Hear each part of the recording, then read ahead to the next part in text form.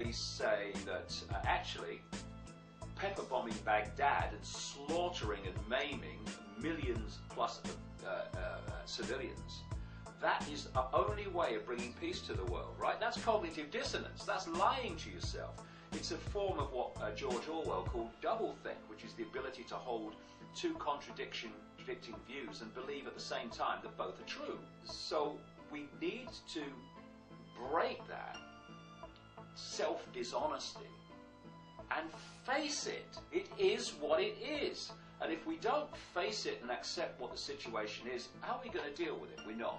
So if people say, well, I'm frightened, well, okay, I'll get you a bucket of sand, take it home, and hey, you won't hear the knock on the door, will you? Because you'll have your head in the bucket of sand, so they'll have to knock the door down. But you'll find out in the end, because you can keep running away mentally, metaphorically, and literally, but eventually you reach a point where there's nowhere to run. The key is not to block fear. If you attempt to block fear and deny that it exists, it will come flooding back and overwhelm you at the worst possible moment. The key is to acknowledge the fear and feel the fear and do it anyway. That's right. Proceed in the direction of your fear. You see, fear represents actually a curtain or a doorway that leads you to other areas of your being. And what we're being bombarded with from cradle to grave is verbal programming through the education system and the media, which is telling us constantly, 24/7, and at school every day, what our perception of reality should be. What is possible and impossible, good and bad, right and wrong, how things should be done, what happened in history, written by the winners, and all that stuff. Where do we get our beliefs? Our parents, the media, science, the schoolyard, the classroom, and the churches, synagogues, and places of worship. Therefore, by the time we're old enough to reason, we have been bombarded with the beliefs of others. So through all these ways, they are programming our sense of perception, destabilizing our ability to sharply decode reality as we have the potential to do. And in doing so, keep people in a box, a vibrational box, where they live their lives with a sense of powerlessness, of I can't, and therefore I have to look to other people to tell me what I should believe, and I should let other people run my life and run the world, because I obviously don't have the power to do it. It's a massive mind game, because when you're the few and you want to control the many, you can't do it physically. It's not enough of you. You have to do it by programming people to see the world that suits you in a way that suits you, and therefore behave in a way that suits you. Then the few can control the many. And then from then, I started moving from about 2003. Increasingly, information was coming into me in this synchronistic series of apparent coincidences about the nature of reality itself, and the fact that this apparently solid world is not solid at all. It's an illusion and only exists in this apparently solid form in our brain. We are not physical beings. We are spiritual beings living a physical life. Our thoughts have literally an electromagnetic reality. Our thoughts and our beliefs and our expectations touch the universe and cause the universe and cause matter at the subatomic level to behave. We actually buffet the universe about. So, what you believe is essential to the reality you create. We are educated and taught to believe that we live in a physical, material universe. Worse yet, we are taught that we are biochemical, physical creatures. The religious systems supply a small amount of hope. They tell us, or they imply, that we have a soul. But where is this soul? And where is the God that created that soul? And how do we find our soul? The fact of the matter is that we do not live in a physical, material universe. But we're not told that. We're not taught that.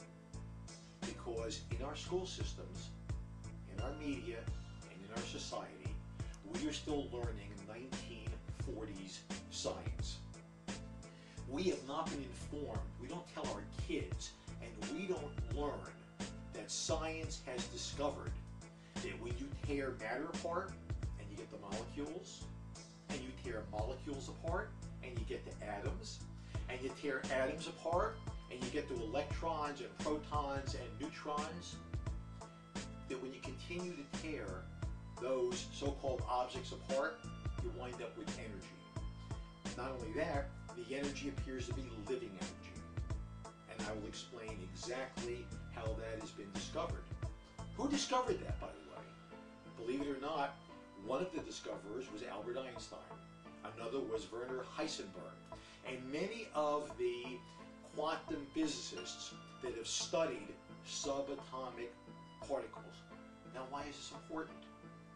Well, if you open your science book, you'll discover very quickly why it's important. Because mainstream science will tell you that everything you can see, touch, and perceive, from an earthworm to your body, to a star, to a flower, to a rock, to the ocean, to the air you breathe, to the clouds that float overhead, are all composed of atoms. And all of these atoms, every one of them, are composed of electrons and the nuclei in the so-called center of those atoms, protons and neutrons. Therefore, if electrons and protons and neutrons are not matter, but rather a form of gravitationally trapped light, that means matter does not exist. Matter is a word that has been concocted by science to describe a phenomenon that is not truly understood. So, if what appears to be physical around us is not matter, and our bodies are not matter, then who and what are we? And what is this universe that surrounds us? I would submit that it's living consciousness, which is the true fabric of creation. Matter seems like a good place to begin. The solidity of the world seems totally indisputable. As a fixed thing that you can see and touch, your body is also reassuringly solid. But beginning with Einstein, modern physics has assured us that this solidity is a mirage. After all, the body is made up of atoms. These atoms are particles that are whirling at lightning speeds around huge empty spaces. And the particles aren't material objects. They are fluctuations of energy and information in a huge void of energy and information. The five senses take vibrational information, energetic information. They turn it into electrical signals. They send it to the brain, and the brain decodes that information into this apparently solid world, which is actually just holographic. It's illusory. It's not solid at all. And this is why you get in things like quantum physics this apparent contradiction between the fact that scientists say that this physical world is made up of atoms, and yet atoms have no solidity. They're just empty space in effect. It's just energy.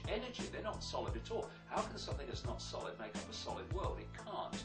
Now, if you want to control humanity, and you know that what humanity is doing to create its apparent reality is to decode vibrational information into electrical information into a holographic illusion in their head, and you keep that from people, and you program them en masse to believe that this is all real and solid and it's not an illusion at all, then you are suddenly, even though there's a few of you, in a fantastic position of power over those mass of the people. And people are opening their minds to things they would have dismissed by reflex action before. In other words, they're expanding their consciousness to greater and greater possibility, which manifests as greater and greater sense of possibility. Because one of the greatest ways of controlling people and keeping them in limitation is limit their sense of possibility. Because if you tell them that this is possible, and that's all that's possible, When someone comes out and says, this is happening, they go, that's not possible.